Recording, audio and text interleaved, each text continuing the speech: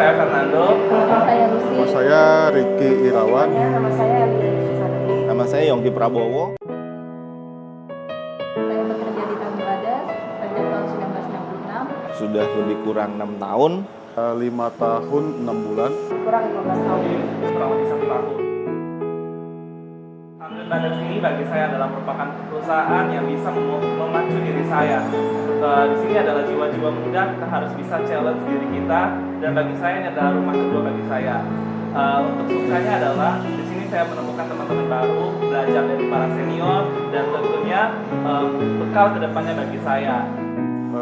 Sukanya sih kalau kerja di sini enaknya itu kekeluargaannya itu masih tinggi ya. Saya sudah merasa seperti second home saya, rumah kedua saya, dan merasa mempunyai keluarga kedua. Saya lebih banyak meninggalkan keluarga. Keluarga saya, anak-anak saya, suami saya, dan lebih fokus pada pekerjaan.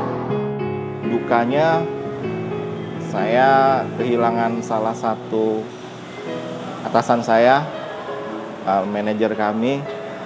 Kalau untuk dukanya sih, kayaknya sih suka terus sih. Kalau kerja di sini nggak ada dukanya lah. Kalau duka itu biasalah, kalau masalah kecil itu bisa diselesaikan lah. Kalau untuk mungkin itu saja dari saya. Yamaha semakin di depan.